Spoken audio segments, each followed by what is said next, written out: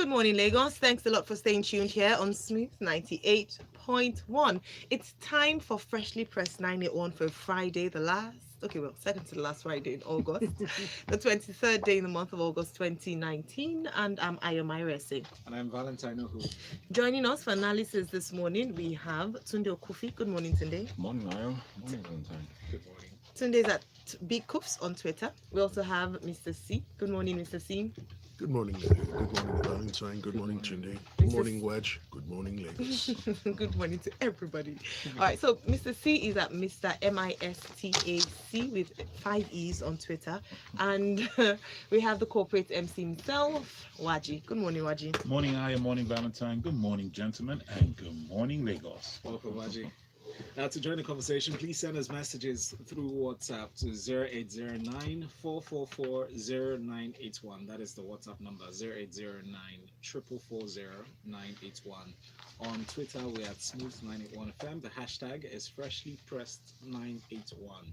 And we're streaming live on YouTube. Hope you've subscribed already. If you haven't, just type Smooth981FM Lagos in the search box or youtube.com/Smooth981FM Lagos. Fantastic. All right. So we get straight into our first story for today. Big one here. A number of people have been talking about it. Nwaji, I'll come to you to talk about it here on Freshly Pressed.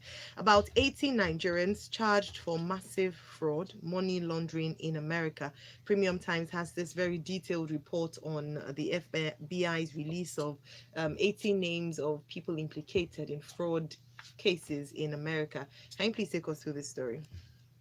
Okay. All right, let me just begin by specifically stating that under no circumstances whatsoever is any kind of criminal activity permissible in any land, in any nation, anywhere in the world. I think it is completely abhorrent that anybody that decides to partake in any kind of activity that leads to the stealing or using financial instruments to now begin to take advantage of other people is absolutely immoral and completely wrong. I just want to make that clear from the very beginning. Now let me talk about the story. My issue is the narrative behind this particular report. Okay. Why are you stating that 18 Nigerians are charged for massive fraud, money laundering in America? Why is that news? I mean, for as long as I can remember, going back to the mid-1990s, Nigerians have been involved in all kind of credit card schemes, email frauds, and everything else. I don't know why this is now becoming something that's a flashpoint that people now want to take to the hills and run as though it's some kind of embarrassing situation that we should all begin to hide behind a cloak as though we should be ashamed of. Okay, it's what happened. These are 18 individuals who decided to be very irresponsible and to break the law, and they will be persecuted. Some may be extradited, and they should be penalized in accordance with whatever the letter of the law states.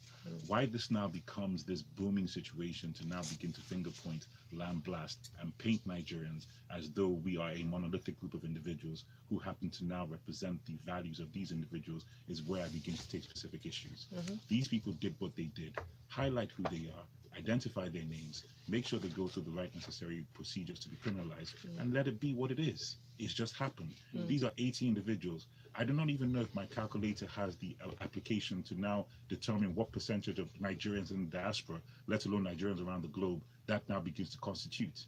If I was to now begin to go into numbers statistics-wise of Americans who now begin to partake in particular crimes that actually kill people, those alarming statistics would be higher percentage-wise than these particular 18 individuals. I mean, for crying out loud, there are 400 million guns in the United States of America against 300 million people. And the rate of absolute killings that you see in mass murder shootings is at a higher rate than these 18 individuals that happen to now commit this particular crime. So why is this a newsworthy story that now begins to paint Nigeria in a negative light?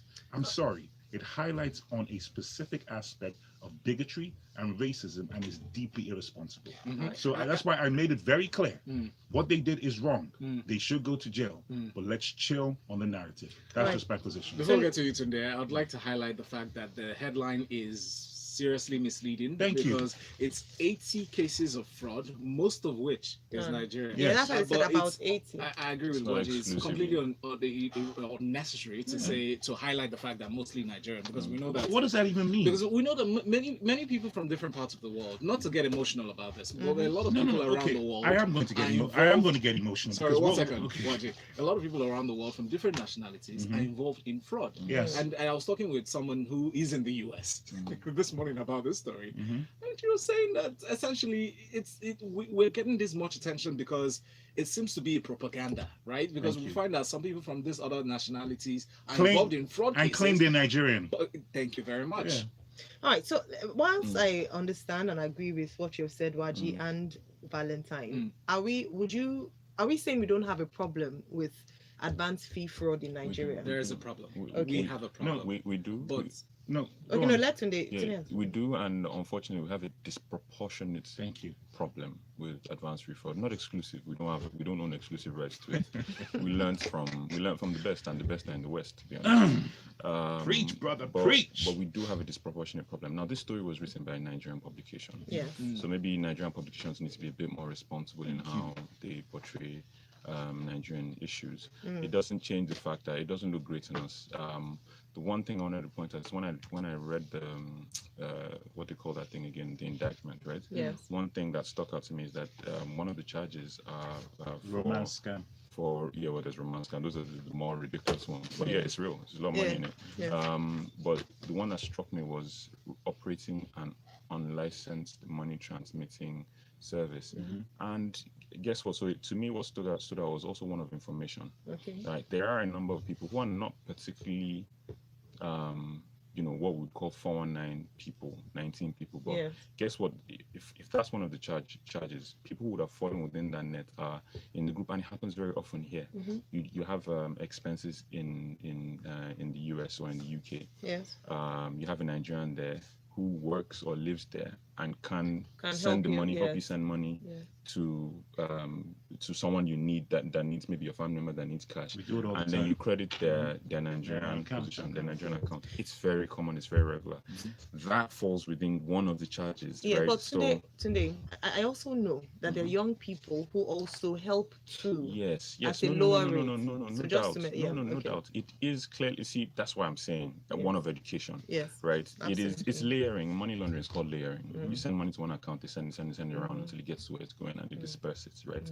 But there are people who seemingly do on the surface do the same thing and not realize now when you do those things your accounts get flagged, they get looked at, and then if for any Happens all the reason time. anyone that is being watched happens to be in the Yeah. group of people that you sent money to, then you suddenly get watched, That's and very they're not important. necessarily a 419 person. Thank you very much. Dr. I sent a message on WhatsApp. It says, hello, Nwaji's analysis is fantastic. The point is, in this news, is because the point is, this is news because of racism and bigotry in the United States and Nigeria. The narrative is not targeted at reducing crime. Yeah, and let's forget that there's an anti-migrant agenda. Yes. I don't want to use all those things as No, excuses for our Mhm. behavior, but I mean it seems a bit much. Yes. You What is wrong if is you wrong. if you watch what is wrong, but if you watch the prevailing conversations, it conversations, points yeah. towards you building. It's called building a story towards a So justification. by the time point of view. release legislation, Yeah. regarding Nigerian specifically, And they lump it with Nigerians who are overstaying their visas and other elements. They can now begin to build a case to say, okay, what is this country or this country? So we need to pay attention to those stories versus looking at what's going on. More importantly, this story is just referring to what these individuals are doing. Okay. And sorry, very quickly, we have this other message from Damilola. Damilola says, Waji, do not play the racism card. Valentine, they are all Nigerians. And I would read the first part of the story that says, from Premium Times, it says, the United States Department of Justice has just released a statement below announcing that 80 defendants, most of them are Nigerian. It's not say all. All right. I think that was important to highlight because a number of people would just take the 80 from the headline and just assume What that does they're that all mean? Nigerians. Don't play the race card. The race card has already been dealt. So you're the one who needs to wake up. All Come right. on now. Thanks, Waji. Tunde, let me come to you for this one. 6.9 billion naira. Niger Delta counties bound to destroy oil facilities. So there was a protest in Abuja, Unity Fountain in Abuja, where they threatened to destroy the assets of the SPDC in the Niger Delta region if the amount was not released to the affected communities. Well, pretty much that's the whole story. All I can do is beg them not to destroy anything, because we're barely producing at a rate to maintain, maintain the budget, and we're nowhere near our budget targets. The position is that the Senate has passed a resolution. The resolution is not law. So the Senate has, stated a position. This is my understanding. I think this is our opinion on this. I think it then needs to go. First of all, needs to be allowed to respond to it, right? Because if you look in the story, the community are complaining that it's not that they're not getting any money. They said the Senate said that they should be given 600,000 per hectare of land as per annum, but SPDC is only paying 200,000.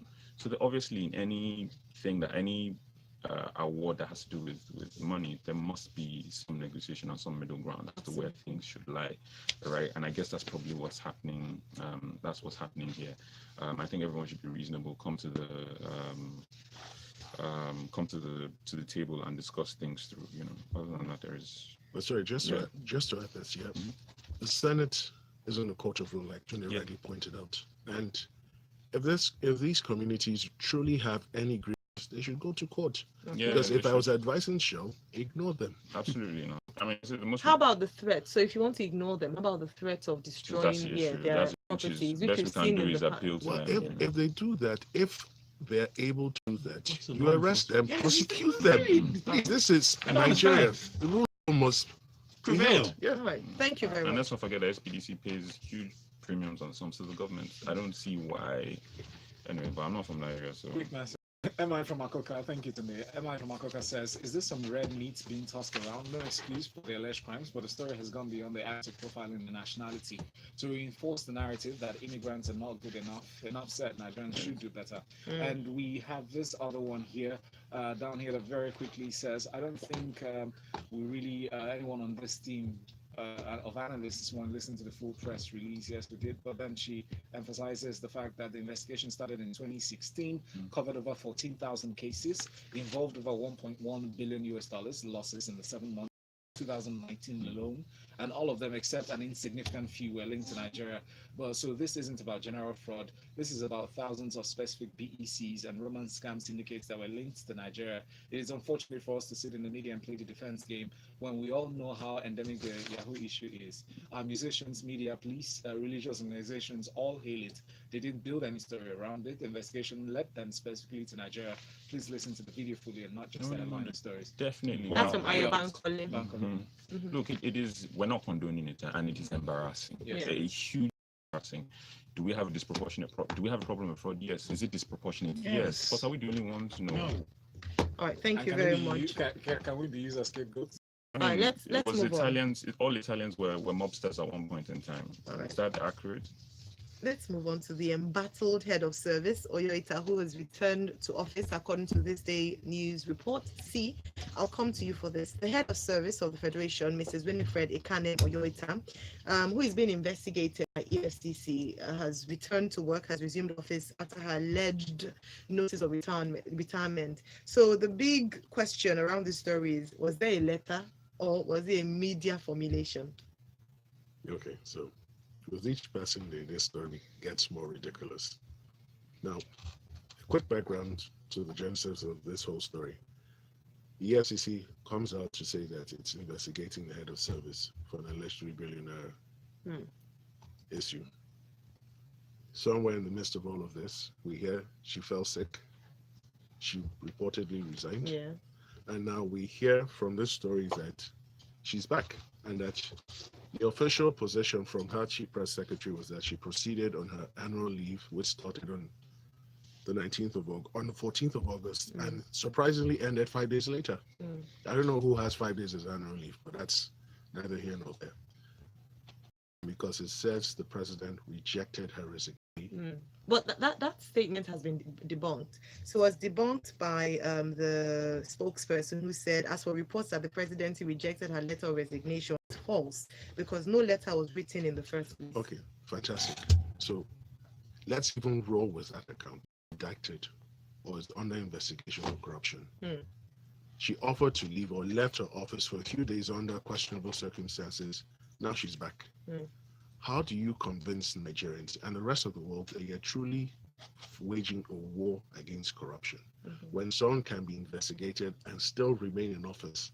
But she's still innocent until proven guilty. Nothing has been proven yet. Yeah, but if we were to adopt best international practices, let's take the UK or the US, would she still be in office? All right. But Thank you. I mean, just to be objective, if somebody reported you to the FCC on allegations They will commence an investigation, but that doesn't mean you're a criminal. Yes, but then because I'm more concerned about the collective reputation of institution working with, I will step aside to clear my name. And Thank you. And your ability to do the job. When the job and the duty, when duty is king, you realize that you then put your personal circumstances secondary to that. If it's going to distract from the job, and say, look, guys, I've come to serve. If this is a problem, maybe I should move aside. So it doesn't Fantastic. distract from the job. Thank you very much. We have a few comments. Yes, please.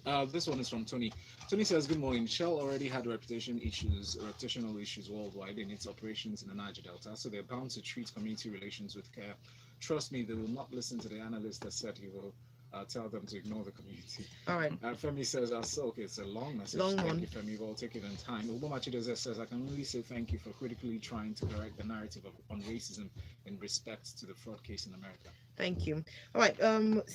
Ceeeee, I'll stay with you for this one. Electricity tariff, Nigerians to pay more. So according to this story, the Nigerian Electricity Regulatory Commission has increased the tariff payable by power consumers across the country. And this increase is between 8 naira to 14 naira per kilowatt hour. Please, can you take us through Okay, this? so a quick backdrop to this. Sometime last week, there were plans by the government to repossess 11 of the power disco and distributing companies because they're technically insolvent because they owe large sums of money to the Nigeria Bulk Electricity Trading PLC and the market operator. Now, for a very long time, most Nigerians, if we want to be honest, have known that they were paying very little for electricity. Yes. And this is an attempt to start to pay something close to the real price. Now, what is instructive is what is happening, and I'll just go through some of the figures very quickly. Echo Disco, between 2017 and 2019, the tariff was 28 naira 30 kobo. Next year, it moves to 36 naira 80 kobo. That is a difference of 8 naira 50 kobo per kilowatt hour. For Ikeja Disco, it's 27 naira 30 kobo now, and it's going to rise by 8 naira 20 kobo to 35 naira 50 kobo. All right. And it goes across all the zones. Now, Nigerians should start to prepare their minds. We're in for a long, tough ride. And if we truly want sustained power, we should be prepared to start paying more for it. Beyond increasing it, are they providing infrastructure to support the provision of power? First of all, the meter assets provision, has it been tracked? Is it meeting the required targets? Well, I'm aware they've started engaging local meter manufacturers and they're rolling out aggressively to try and meet the deficit. And in addition, they're trying to reduce the incidences of power theft. And they've started prosecuting individuals. Brilliant. That's very important to know. Thank you. Mr. Ceeeee. From the Guardian newspaper, moving on now, we have this story. The federal government invested 1.3 trillion naira in education projects in 4 years. I talk a bit because it sounds like a reactionary story, reaction to what the United Nations or European Union actually announced some days ago, saying that in the last decade, they've contributed a large sum of money to education. But going through this story, Nwaji, what are your thoughts? Oh, Valentine, that was funny. Because Nigeria also wants to show how we have contributed towards that. I think it's very important to highlight that from this particular story that there is a big difference between education, the investment in education, and the investment in education infrastructure. Yes. All right. And this particular article speaks to the education in infrastructure when it now begins to speak about what they've done specifically, looking at things that they've done with CBN and the training colleges, spending 7 billion at the ABU in Zaria. Then there's another location where we spent quite a lot of money in building these facilities, and these facilities are meant to be, sick and tired of this word, world class, and et cetera, et cetera, et cetera. My issue is this: you can build all the fantastic and most beautiful things, but if you do not equip it with anything that is substantive and deep and engaging, then you're not going to get anything. And that's the actual issue. And that's why there's a big difference between investing in education and investing in educational infrastructure. I always like to use the iPhone analogy of people who go spend $1,000 on iPhone and do not put any data on that phone. Okay? That for me is how I begin to look at these things. So when you choose to just invest in educational infrastructure without investing in education, It's just a white elephant project and an absolute waste of money. Where's Very infrastructure? wise analysis. Where's Sorry? infrastructure? What is infrastructure? I don't know. Infrastructure is a building. I know. A physical I building. mean, I doubt that they spent this money. No, of course they did. I'm just reporting what they said. Mhm. And I just want to point Okay. out that that's exactly what they're referring to. Okay, my thoughts. Mm. First of all, I don't believe they spend this money Of course not. because if you track the budget in the period referred to, Yeah. surely this money It didn't was come not out. allocated for it. And then, more importantly, if we do not sort out primary school education, No, we're just joking. we continue to waste our time. Yeah. All right, let's Foundational take some knowledge. comments from Twitter. Yes, please. So Olumide Onone says, item 8, I can agree it's a good intent, but why not retain the end powers when they have already served over the years? I think it'll be more relevant. So that's the news Yeah, story on the we've got jobs that here. one. But Emeka Onelum says, another painful perspective on these 80 Nigerians is that here in Nigeria, we've already started putting ethnic profiling on the case. Yes, That's yes, another yes, big yes, one. yes, yes. Meanwhile, we It's are already all happening in chat affected groups. one way or the other. Yeah. Someone already sent a message to That is WhatsApp around that. Yeah. mostly Easterners, and I'm like, Yeah. come on, it's all of us. So the passport is the same color. Mhm, totally. right? Thank And you. you notice the aliases and all Yeah. those names. So people have started doing that already? Oh, Yeah. yes. They have. Let's move on now to this next story from the Vanguard newspaper. Nigeria breaks history, becomes first country to approve biotech cowpea. Some weeks ago, we talked about this. It was an idea that the country was mulling. One of the establishments or the institutes in the north decided to produce crops, biotech crops, cowpea precisely, to fight a particular pest. Well, take us through this story, Tunde. Okay, my honest opinion, and this is honest, we've been talking about genetically modified products on the show for years, to be honest, and in the country for a while. Now, I mean, obviously, it's evolved over the years. To genome editing is improving and all of that. Yeah. Would I like us to break history in other endeavors? I think so. Right, because my first reaction is really, it's just that there's a bit of there is some skepticism, and the reasons are well are well documented. There are concerns around how healthy, and the jury is still out on how healthy genetically modified products are, how safe genome editing is. Could it be that while we're trying to solve one problem, we create another? The other perspective for me is that, yes, this is happening globally, but there seems to be a sudden, very concerted push on Africa as a continent. It's almost like, and when you go to Africa is not a high-tech continent, and we didn't develop this ourselves. When you go to the layers, you find out that this is being funded by some foreign agency, International agency. and who's pushing it. So it seems almost, the cynic in me it would say, are they using Africa as a testing ground for these produce and these products, and see what effect it has over a long period of time? And I mean, unfortunately, Africa is the world's basket case. So in the guise of foreign aid and new technology, we put up with a lot of things that, for me, is a bit, it's worrying, right? The other thing to look at is, like, look, the reason is its effect on our planet. The reason why we've been pushed down this, where it's coming from, whether it's the West, there's good intent behind it. There are a lot more of us. There are probably many will argue there are more people on the planet than the planet can ideally sustain, and they're looking into the future. So they're trying to build crops that are more resistant, will last longer, drought and all of that, and all of those things have an effect on really how many we are. Do you understand? You see a lot more people in the West, of course, not in Africa, being a lot more conscious about how many children they have, not just for their own. Harry and Meghan are, one big example, saying, look, we want to cap the number of kids we have for reasons of the planet. There's a statement, but it's general, right?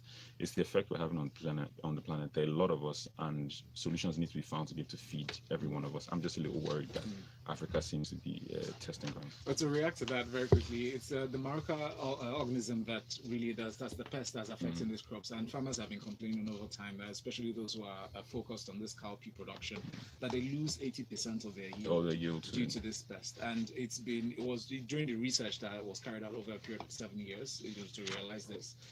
They always said that they identified that the pest really was not, or the organism wasn't harmful to the human So the concern would be for the regulatory processes that are put into producing. So by the these time biotech by the products. time you edit the genome, and something goes wrong. Maybe I'm just Yeah, I'm just being cynical. but hey. All right, let's move on. Our next story is from Thisday newspaper, and this one says heads will roll over judgments permitting seizure of Nigerian foreign assets, according to the Attorney General of the Federation. He said that it's regarding the foreign firm P&ID, the agreement between Nigeria and the foreign firm that led to the award of $9 billion judgment against Nigeria. But they're not smiling about this. Federal government said people will be punished. Your thoughts on this, please?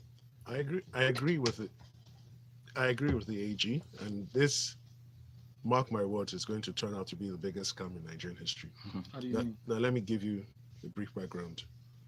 Sometime in 2010, the Nigerian government entered into a gas supply and processing agreement with P&ID to build a gas processing plant.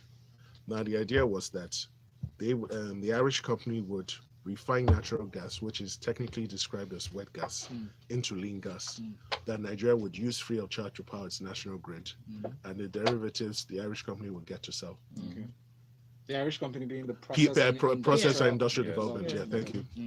Now, it will be very interesting for Nigerians to know that plant was never built. Never built. Now, P&ID started a claim that they lost $40 million, that they had spent $40 million, and now sued for loss of profit over the 20-year period of the contract, assuming it had run its full course. Sometime in 2013, Nigeria lost the arbitration. Then the sum of 6.6 billion was awarded. Then P&ID went back to calculate what they should have gotten over the full 20 years. That's how we got to 9 billion. And unfortunately, last week Friday, the British court said they now had powers to go after Nigerian assets to the tune of 9 billion. Now, clearly, they couldn't have pulled this stunt without the help of Nigerians. But if you're planning a business anywhere in the world, you have projections over a 5-year period. No. But they hadn't expanded anything.